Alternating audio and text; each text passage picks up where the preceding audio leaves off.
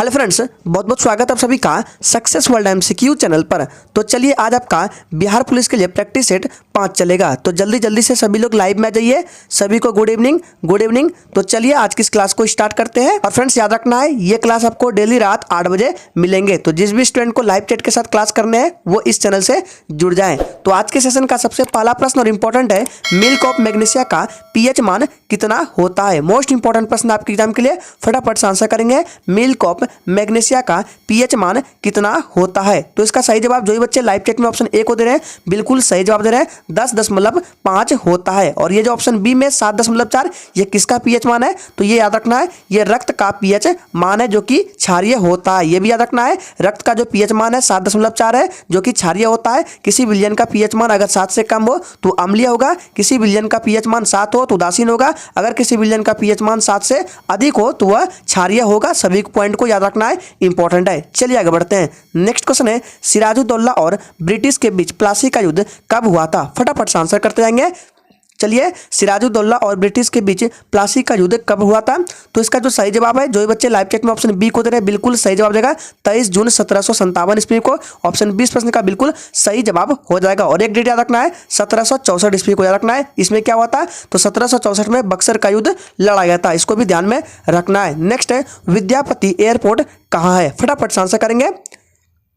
चलिए, विद्यापति एयरपोर्ट कहाँ है, तो याद रखना है विद्यापति एयरपोर्ट कहाँ है। तो इसका जो सही जवाब है क्या जाएगा, दरभंगा में है। ऑप्शन सी इस प्रश्न का बिल्कुल सही जवाब हो जाएगा। चलिए आगे बढ़ते हैं। नेक्स्ट है, निम्न नदियों में से कौन सी नदी अफ्रीका महाद्वीप में स्थित नहीं है। चलिए फटाफट से आंसर करते जाएंगे। और याद रहे प्रत्येक स्टूडेंट को लाइव चैट में आंसर करने हैं ताकि आपका साथ में रिविजन भी प्रॉपर हो सके। तो इसका जो सही जवाब है ऑप्शन बी के साथ चला जाएगा, हडसन नदी। याद रखना है हडसन नदी अफ्रीका महाद्वीप में स्थित नहीं है, बाकी तीनों नदी अफ्रीका महाद्वीप में है। तो हडसन नदी कहाँ है, तो याद रखना ये नदी अमेरिका में बहती है और इसी नदी के किनारे न्यूयॉर्क शहर बसा हुआ है। याद रखना है, पूछ सकता है एग्जाम में। चलिए आगे बढ़ते हैं। फ्रेंड्स आज आपका ये प्रैक्टिस सेट 5 है। प्रैक्टिस सेट 4 का पीडीएफ क्लास खत्म होने के तुरंत बाद ही टेलीग्राम चैनल पर अपलोड कर दिया जाएगा, वो भी आंसर के साथ। तो जो भी स्टूडेंट चैनल पर पहली बार आए हैं या चैनल पर नए हैं उनको बता दें कि डिस्क्रिप्शन बॉक्स में टेलीग्राम चैनल का लिंक दिया गया है, जाइए टेलीग्राम चैनल को ज्वाइन कर लीजिए। वहां पर जाकर आप सारे सेशन का पीडीएफ बिल्कुल फ्री में डाउनलोड कर सकते हैं, वो भी आंसर के साथ। 5वां प्रश्न है, भारत में पूंजी खाते में परिवर्तनशीलता पर कौन सी समिति बनी थी। फटाफट से आंसर करेंगे। मोस्ट इंपॉर्टेंट प्रश्न है, भारत में पूंजी खाते में परिवर्तनशीलता पर कौन सी समिति बनी थी। तो इसका सही जवाब जो ही बच्चे लाइव चैट में ऑप्शन सी को दे रहे हैं बिल्कुल सही जवाब है, तारपुर समिति। याद रखना है ऑप्शन सी इस प्रश्न का बिल्कुल सही जवाब हो जाएगा। कब बनी थी, तो 2006 ईस्वी में। याद रखना इंपॉर्टेंट है। नेक्स्ट है, निम्न में से कौन सा भाग मनुष्य के मादा प्रजनन तंत्र में नहीं होता है। फटाफट से आंसर करेंगे। मोस्ट इंपॉर्टेंट प्रश्न है। चलिए, आपको प्रश्न के लेवल को देखकर पता चल गया होगा कि सारे प्रश्न जो है आपके एग्जाम से रिलेटेड है। तो इसका जो राइट आंसर क्या आ जाएगा जी, बिल्कुल ऑप्शन सी के साथ चला जाएगा, शुक्र वाहिनी। याद रखना है ऑप्शन सी इस प्रश्न का बिल्कुल सही जवाब हो जाएगा। शुक्र वाहिनी जो है ये मादा प्रजनन तंत्र में नहीं होता है। ऑप्शन सी इस प्रश्न का बिल्कुल सही जवाब है। चलिए आगे बढ़ते हैं। नेक्स्ट है, सोनार में खाली स्थान तरंगे प्रयुक्त होती है। चलिए फटाफट से आंसर करेंगे कि सोनार में खाली कौन सी तरंगे प्रयुक्त होती है, पराध्वनि, अवध्वनि, रेडियो या श्रव्य। तो इसका जो सही जवाब है, जो ही बच्चे लाइव चैट में ऑप्शन ए को दे रहे हैं बिल्कुल सही जवाब दे रहे हैं, पराध्वनि। ऑप्शन ए इस प्रश्न का बिल्कुल सही जवाब हो जाएगा। नेक्स्ट है, गैमेक्सिन, डीडीटी और ब्लीचिंग पाउडर महत्वपूर्ण यौगिक है। किसके महत्वपूर्ण यौगिक है, क्लोरीन के, नाइट्रोजन के, सल्फर के या फास्फोरस के। और जो भी स्टूडेंट चैनल पर पहली बार आए चैनल को सब्सक्राइब करके साथ में बेल आइकन को भी प्रेस कर लेंगे ताकि इस तरह के इंपॉर्टेंट क्लास आपसे कभी मिस ना हो। तो इसका जो राइट आंसर ऑप्शन ए के साथ चला जाएगा, क्लोरीन के। याद रखना है ऑप्शन ए इस प्रश्न का बिल्कुल सही जवाब है। नेक्स्ट है, भादभूत परियोजना किस राज्य से संबंधित है। फटाफट से आंसर करेंगे। भादभूत परियोजना किस राज्य से संबंधित है। तो याद रखना है ये जो परियोजना है किस राज्य से संबंधित है, तो गुजरात राज्य से। ऑप्शन सी इस प्रश्न का बिल्कुल सही जवाब हो जाएगा और ये परियोजना नर्मदा नदी पर है, याद रखना है। नेक्स्ट है, बिहार में क्रमशः सर्वाधिक एवं न्यूनतम जनसंख्या वाला जिला कौन कौन से है। फटाफट से आंसर करेंगे। बिहार में क्रमशः सर्वाधिक एवं न्यूनतम जनसंख्या वाले जिला आपको बताना है। तो इसका जो सही जवाब है ऑप्शन डी के साथ चला जाएगा, पटना हो जाएगा। अधिकतम और न्यूनतम शेखपुरा दोनों को याद रखना है, इंपॉर्टेंट है। चलिए आगे बढ़ते हैं। नेक्स्ट है, सांख्यिकी क्षेत्र में योगदान के लिए पहला पीसी महालनोबिस पुरस्कार किसे दिया गया है। अत्यंत इंपॉर्टेंट प्रश्न है आपके एग्जाम के लिए, फटाफट से आंसर करेंगे। सांख्यिकी क्षेत्र में योगदान के लिए पहला पीसी महालनोबिस पुरस्कार किसे दिया गया है। तो याद रखना इसका जो सही जवाब है ऑप्शन सी के साथ चला जाएगा, DC रंगराजन को। ऑप्शन सी इस प्रश्न का बिल्कुल सही जवाब हो जाएगा। नेक्स्ट है, जब तनु HCl को लौह चूर्ण पर डाला जाता है तो गैस निकलती है, कौन सी गैस निकलती है? चलिए आंसर करेंगे, थोड़ा सा प्रश्न घुमा दिया गया है। देखिए याद रखना है, जब कोई धातु अम्ल से प्रतिक्रिया करता है तो हाइड्रोजन गैस निकलता है। तो इसका राइट आंसर ऑप्शन बी के साथ चला जाएगा। देखिए यहाँ पे लौह चूर्ण है जो कि धातु हो गया, और जो HCl दिया गया तनु HCl, ये क्या है? तो ये क्या है? अम्ल है। याद रखना है, जब लौह चूर्ण को HCl से प्रतिक्रिया कराएंगे तो कौन सी गैस निकलेगा? हाइड्रोजन, क्योंकि हमने पढ़ा है कि जब धातु अम्ल से प्रतिक्रिया करता है तो हाइड्रोजन गैस निकलती है। याद रखना है, ऑप्शन बी इस प्रश्न का बिल्कुल सही जवाब हो जाएगा। नेक्स्ट है, विश्व जल दिवस मनाया जाता है, फटाफट से आंसर करेंगे। विश्व जल दिवस कब मनाया जाता है? 20 मार्च को, 1 मार्च को, 23 मार्च को, या डी 22 मार्च को? तो याद रखना है इसका जो सही जवाब है, जो भी बच्चे लाइव चैट में ऑप्शन डी को दे रहे हैं बिल्कुल सही जवाब देगा। 22 मार्च को विश्व जल दिवस मनाया जाता है। ऑप्शन डी इस प्रश्न का बिल्कुल सही जवाब है। नेक्स्ट है, अमजद अली खान इनमें से किस वाद्य यंत्र से संबंधित है? फटाफट से आंसर करेंगे। अमजद अली खान इनमें से किस वाद्य यंत्र से संबंधित है? तो इसका जो राइट आंसर क्या जाएगा जी? बिल्कुल ऑप्शन सी के साथ चला जाएगा, सरोद से। ऑप्शन सी इस प्रश्न का बिल्कुल सही जवाब है। चलिए आगे बढ़ते हैं। नेक्स्ट है, भारतीय रुपये का नया प्रतीक जो आपको सिंबल दिख रहा है किसने तैयार किया? फटाफट से आंसर करेंगे। भारतीय रुपये का नया प्रतीक जो सिंबल दिख रहा है आपको, ये सिंबल किसने तैयार किया? इंपॉर्टेंट प्रश्न है, तो याद रखना इसका जो सही जवाब है क्या हो जाएगा जी? बिल्कुल ऑप्शन बी के साथ चला जाएगा, डी उदय कुमार ने। ऑप्शन बी इस प्रश्न का बिल्कुल सही जवाब है। चलिए आगे बढ़ते हैं। नेक्स्ट है, बायोगैस के अवयव है, आपको आंसर करने हैं बायोगैस के कौन कौन से अवयव है। ऑप्शन सही से देखिए और आंसर कीजिए। चलिए तो याद रखना है बायोगैस के अवयव कौन है, तो इसका राइट आंसर ए के साथ चला जाएगा, CH4 हो जाएगा, CO2 हो जाएगा और H2 हो जाएगा। ऑप्शन ए इस प्रश्न का बिल्कुल सही जवाब हो जाएगा। इसमें CH4 की मात्रा 55 से, याद रखना है 55 से 75% तक होती है, और CO2 की मात्रा 25 से 45% तक याद रखना है बायोगैस में। नेक्स्ट है, 2011 की जनगणना के अनुसार भारत में लिंगानुपात कितना है? देखिए ध्यान से पढ़िए, यहाँ पे भारत में पूछा जा रहा है। चलिए तो याद रखना है 2011 की जनगणना के अनुसार भारत में लिंगानुपात कितना है, तो इसका राइट आंसर क्या जाएगा? 943 है। याद रखना। अगर बिहार की बात करें कि 2011 की जनगणना के अनुसार बिहार में लिंगानुपात कितना है, तो दोनों का रखना है, भारत में 943 और बिहार में 918 है। चलिए आगे बढ़ते हैं। नेक्स्ट है, प्रोटीन संश्लेषण होता है किस पर होता है? राइबोसोम में, माइटोकॉन्ड्रिया में, कोशिका भित्ति में, या ऑप्शन डी में एंडोप्लाज्मिक रेटिकुलम में? तो इसका जो सही जवाब है क्या जाएगा? प्रोटीन संश्लेषण होता है कहाँ में? तो इसका राइट आंसर ए के साथ चला जाएगा, राइबोसोम में होता है। ऑप्शन ए इस प्रश्न का बिल्कुल सही जवाब है। नेक्स्ट है, महिलाओं के मताधिकार से संबंध सफ्रागेट्स मूवमेंट किस देश में चलाया गया? मोस्ट इंपॉर्टेंट प्रश्न है आपके एग्जाम के लिए। चलिए आंसर करेंगे, महिलाओं के मताधिकार से संबंधित कौन से मूवमेंट है? तो सफ्रागेट्स मूवमेंट किस देश में चलाया गया?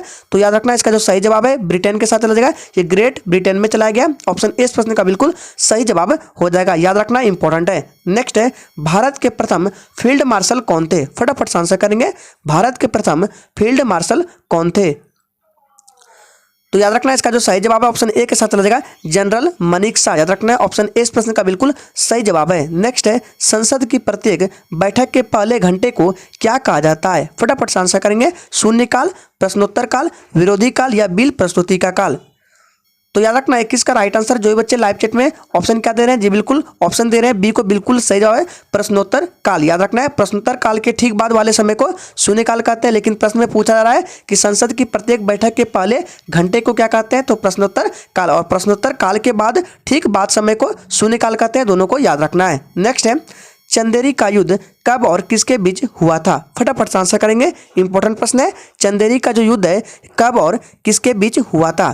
तो याद रखना इसका जो सही जवाब है ऑप्शन बी के साथ चला जाएगा, 1528 ईस्वी में हुआ था चंदेरी का युद्ध, बाबर और मेदिनी राय के बीच में हुआ था। नेक्स्ट है, इनमें से कौन एंटीपायरेटिक्स का एक उदाहरण है? सोच समझ का आंसर करना है। और फ्रेंड्स सेशन के एंड में अपना अपना स्कोर जरूर देना है कि आपने कितने प्रश्न का सही सही जवाब दिए हैं। तो याद रखना इनमें से कौन एंटीपायरेटिक्स का एक उदाहरण है? तो इसका सही जवाब ऑप्शन बी के साथ चला जाएगा, क्रोसिन। याद रखना है एक और नाम याद रखना है, एस्प्रिन। याद रखना है एस्प्रिन और क्रोसिन जो है एंटीपायरेटिक्स का उदाहरण है। याद रखना है ऑप्शन बी प्रश्न का बिल्कुल सही जवाब हो जाएगा। नेक्स्ट है, गंगा डॉल्फिन को भारत का राष्ट्रीय जलीय जीव कब घोषित किया गया? फटाफट से आंसर करेंगे। चलिए, गंगा डॉल्फिन को भारत का राष्ट्रीय जलीय जीव कब घोषित किया गया? तो इसका जो राइट आंसर है ऑप्शन चला देगा सी के साथ 2009 ईस्वी में। और इसको भी याद रखना है कि गंगा को राष्ट्रीय नदी कब घोषित किया गया, ये भी एग्जाम में पूछ सकता है। तो याद रखना है 4 नवंबर, डेट को याद रखना है। यहाँ पे लिख रहे हैं 4 नवंबर 2008 ईस्वी को गंगा को राष्ट्रीय नदी घोषित किया गया है और गंगा डॉल्फिन को 2009 ईस्वी में राष्ट्रीय जलीय जीव घोषित किया गया है। दोनों को याद रखना है। नेक्स्ट है, रामनाथ कोविंद राष्ट्रपति बनने से पूर्व किस राज्य के राज्यपाल थे? फटाफट से आंसर करेंगे। चलिए, और जिसने अभी तक चैनल को सब्सक्राइब नहीं किया, चैनल को सब्सक्राइब कर लेंगे ताकि बिहार पुलिस से रिलेटेड एक भी अपडेट आपसे मिस ना हो। तो इसका जो सही जवाब है ऑप्शन क्या जाएगा? जी बिल्कुल, बिहार के। रामनाथ कोविंद राष्ट्रपति बनने से पूर्व किस राज्य के राज्यपाल? तो ऑप्शन बी हो जाएगा, बिहार के। याद रखना है, इंपॉर्टेंट है। नेक्स्ट है, ककोलत जलप्रपात किस जिले में है? फटाफट से आंसर करेंगे। ककोलत जलप्रपात जो है ये किस जिले में? नवादा, भागलपुर, गया या पश्चिम चंपारण? तो इसका जो सही जवाब है ऑप्शन ए के साथ चला जाएगा, ये नवादा जिले में है ककोलत जलप्रपात। ऑप्शन ए इस प्रश्न का बिल्कुल सही जवाब हो जाएगा। नेक्स्ट क्वेश्चन है, हिंदू विधवा पुनर्विवाह अधिनियम किसके शासनकाल में लागू हुआ? ये प्रश्न आपके एग्जाम के लिए कतई जहर प्रश्न है, इसको रट लीजिए। हिंदू विधवा पुनर्विवाह अधिनियम किसके शासनकाल में लागू हुआ? तो याद रखना है इसका जो सही जवाब है, जो ये बच्चे ऑप्शन ए को दे रहे हैं बिल्कुल सही जवाब हो जाएगा, लॉर्ड कैनिंग। याद रखना है। और कब? तो 1856 ईस्वी में। इस डेट को भी रट लीजिए, 1856 ईस्वी में हिंदू विधवा पुनर्विवाह अधिनियम लागू हुआ और किसके शासनकाल में? तो लॉर्ड कैनिंग। याद रखना इंपॉर्टेंट है। नेक्स्ट है, भारत दुर्दशा पुस्तक के लेखक कौन है? फटाफट से आंसर करेंगे। भारत दुर्दशा पुस्तक के लेखक कौन है? तो याद रखना है, भारत दुर्दशा पुस्तक के लेखक कौन है? तो इसका राइट आंसर ऑप्शन चला देगा सी के साथ, भारतेंदु हरिश्चंद्र। याद रखना है। और एक पुस्तक है भारत भारती, जो कि मैथिली शरण गुप्त ने लिखा है। याद रखना है, भारत भारती किसने? तो मैथिली शरण गुप्त ने। और भारत दुर्दशा भारतेंदु हरिश्चंद्र ने। दोनों को याद रखना इंपॉर्टेंट है। नेक्स्ट है, कौन सी ग्रंथि पुरुषों में नहीं पाई जाती है? फटाफट से आंसर करेंगे। और फ्रेंड्स, अगर आपको किसी भी प्रश्न में थोड़ा भी डाउट होता है तो तुरंत आप कमेंट करके पूछ सकते हैं, आपको रिप्लाई तुरंत दिया जाएगा। तो याद रखना है, कौन सी ग्रंथि पुरुषों में नहीं पाई जाती है? तो ऑप्शन सी के साथ चला जाएगा, अंडाशय। ऑप्शन सी इस प्रश्न का बिल्कुल सही जवाब हो जाएगा। शुक्राशय, प्रोस्टेट और वृषण ये सभी ग्रंथि पुरुषों में पाई जाती है, लेकिन अंडाशय नहीं पाई जाती है। नेक्स्ट है, क्रोमोसोम का निर्माण किससे होता है? फटाफट से आंसर करेंगे। क्रोमोसोम का निर्माण किससे होता है? सोच समझ का आंसर करना है। तो याद रखना है, क्रोमोसोम का निर्माण किससे होता है? तो डीएनए और प्रोटीन से। ऑप्शन ए इस प्रश्न का बिल्कुल सही जवाब हो जाएगा। नेक्स्ट है, राज्यपाल की नियुक्ति के लिए न्यूनतम आयु सीमा कितनी है? सोच समझ का आंसर करना है। राज्यपाल की नियुक्ति के लिए न्यूनतम आयु सीमा कितनी है? तो इसका सही जवाब, जो बच्चे ऑप्शन सी को दे रहे हैं बिल्कुल सही जवाब दे रहे हैं, 35 वर्ष। याद रखना है, ऑप्शन सी इस प्रश्न का बिल्कुल सही जवाब हो जाएगा। नेक्स्ट है, बैंक ऑफ फ्रांस की स्थापना 1800 ईस्वी में किसने किया था? फटाफट से आंसर करेंगे। चलिए, और फ्रेंड्स, अगर आपको ये सेशन अच्छा लग रहा है तो सभी लोग दिल से एक बार सेशन को लाइक करेंगे और अपने सभी मित्रों के साथ इस सेशन को जरूर से जरूर शेयर करेंगे। तो याद रखना है, बैंक ऑफ फ्रांस की स्थापना 1800 ईस्वी में किसने किया था? तो इसका जो राइट आंसर है नेपोलियन बोनापार्ट हो जाएगा। ऑप्शन 20 प्रश्न का बिल्कुल सही जवाब हो जाएगा। नेक्स्ट है, किसकी सर्वश्रेष्ठ कृति जीसस क्राइस्ट की माता मेडोना का चित्र है? फटाफट से आंसर करेंगे। इन चारों ऑप्शन में से आपको बताना है किसकी सर्वश्रेष्ठ कृति जीसस क्राइस्ट की माता मेडोना का चित्र है। तो इसका जो सही जवाब है ऑप्शन चला देगा डी के साथ, राफेल। याद रखना है, ऑप्शन डी इस प्रश्न का बिल्कुल सही जवाब हो जाएगा। नेक्स्ट है, प्रसिद्ध भारत छोड़ो प्रस्ताव कब पारित हुआ? फटाफट से आंसर करते जाएंगे। प्रसिद्ध भारत छोड़ो प्रस्ताव कब पारित हुआ? ध्यान दीजिएगा, यहाँ प्रस्ताव की बात हो रहा है।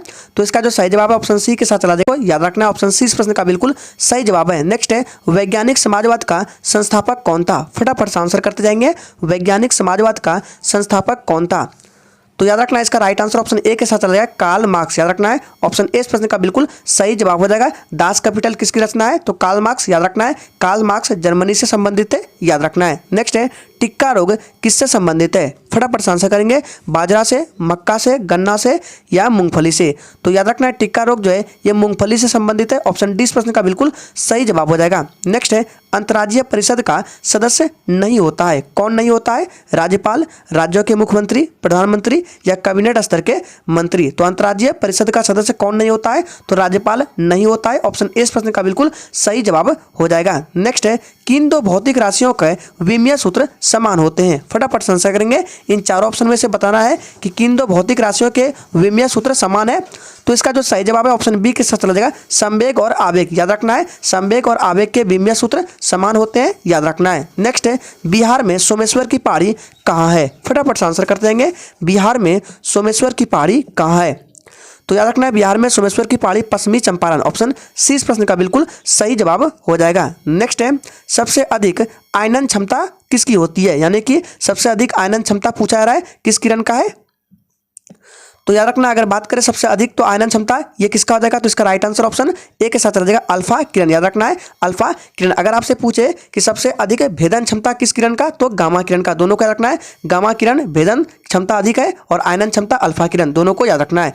नेक्स्ट है सोल्डर मिश्र धातु है, फटाफट से आंसर करते जाएंगे, इंपॉर्टेंट प्रश्न है, आपको आंसर करने हैं। सोल्डर मिश्र धातु किसका मिश्र धातु है, तो याद रखना है टीन और सीसा का मिश्र धातु है सोल्डर, याद रखना इंपॉर्टेंट है। पीतल किसका मिश्र धातु है, कॉपर और जिंक का। कांसा किसका मिश्र धातु है, कॉपर और टिन का। सभी को याद रखना है, इंपॉर्टेंट है। नेक्स्ट है उबेर कप का संबंध किस खेल से है, फटाफट से आंसर करेंगे। उबेर कप का संबंध किस खेल से है, तो याद रखना इसका जो सही जवाब है ऑप्शन बी के साथ चला जाएगा, ये बैडमिंटन से संबंधित है उबेर कप, ऑप्शन बी इस प्रश्न का बिल्कुल सही जवाब है। नेक्स्ट है निम्न में से कौन सा हार्मोन पौधे को जख्म भरने में सहायक होता है, फटाफट से आंसर करेंगे। निम्न में से कौन सा हार्मोन पौधे के जख्म भरने में सहायक होता है, तो इसका जो राइट आंसर है, जो बच्चे सी को दे रहे हैं बिल्कुल सही जवाब देगा ट्राउमैटिन, ऑप्शन सी इस प्रश्न का बिल्कुल सही जवाब है। नेक्स्ट है प्रकाश संश्लेषण की क्रिया है, आपको आंसर करने हैं कि प्रकाश संश्लेषण कौन सी अभिक्रिया है, अपचयन उपचयन, अपचयन उपचयन दोनों या इनमें से कोई नहीं। तो याद रखना इसका जो सही जवाब ऑप्शन सी के साथ चला जाएगा, प्रकाश संश्लेषण की क्रिया अपचयन अभिक्रिया और उपचयन अभिक्रिया दोनों है। नेक्स्ट है वर्तमान में भारत में कितने उच्च न्यायालय है, फटाफट से आंसर करेंगे, आपको आंसर करने हैं वर्तमान में भारत में कितने उच्च न्यायालय है, तो याद रखना है 25 उच्च न्यायालय, ऑप्शन 20 प्रश्न का बिल्कुल सही जवाब हो जाएगा। नेक्स्ट है उपराष्ट्रपति को राष्ट्रपति के रूप में कार्य करने की अधिकतम अवधि कितनी होती है, फटाफट से आंसर करेंगे। उपराष्ट्रपति को राष्ट्रपति के पद के रूप में कार्य करने की अधिकतम अवधि कितनी होती है, तो 6 माह की, ऑप्शन 20 प्रश्न का बिल्कुल सही जवाब हो जाएगा। नेक्स्ट क्वेश्चन है जैन धर्म के दूसरे तीर्थंकर कौन थे, फटाफट से आंसर करेंगे। जैन धर्म के दूसरे तीर्थंकर कौन थे, अगर प्रथम की बात करें तो जैन धर्म के प्रथम कौन हो जाएगा, ऋषभदेव, अंतिम महावीर स्वामी, 23वें पार्श्वनाथ। अगर पूछा रहा है दूसरा तो अजितनाथ जाएगा, ऑप्शन सी इस प्रश्न का बिल्कुल सही जवाब हो जाएगा। जैन धर्म के दूसरे तीर्थंकर कौन थे, तो अजितनाथ, ऑप्शन सी इस प्रश्न का बिल्कुल सही जवाब हो जाएगा। नेक्स्ट क्वेश्चन है ओदंतपुरी बिहार के प्रसिद्ध बौद्ध मठ का निर्माण किसने करवाया था, फटाफट से आंसर करेंगे। ओदंतपुरी बिहार में प्रसिद्ध बौद्ध मठ का निर्माण किसने करवाया था, तो याद रखना है इसका सही जवाब ऑप्शन सी के साथ चला जाएगा देवपाल ने। याद रखना है देवपाल ने। धर्मपाल ने क्या था, तो विक्रमशिला विश्वविद्यालय की स्थापना की थी, याद रखना है। नेक्स्ट है बाण सागर परियोजना किन राज्यों की सम्मिलित परियोजना है, फटाफट से आंसर करते जाएंगे। बाण सागर परियोजना किन राज्यों की सम्मिलित परियोजना है, तो इसका जो सही जवाब है क्या जाएगा, बिहार, उत्तर प्रदेश और मध्य प्रदेश की, ऑप्शन ए इस प्रश्न का बिल्कुल सही जवाब है। आज के सेशन का आखिरी प्रश्न है नीले लिटमस को लाल रंग में कौन बदलता है, अम्ल, क्षार, भस्म या डी लवण, तो इसका जो सही जवाब है ऑप्शन ए के साथ चला जाएगा, क्या जाएगा अम्ल। अम्ल क्या करता है, नीले लिटमस को लाल कर देता है, ऑप्शन ए इस प्रश्न का बिल्कुल सही जवाब हो जाएगा। तो आज के सेशन के लिए इतना ही, चलिए कल फिर मिलते हैं नेक्स्ट क्लास के साथ।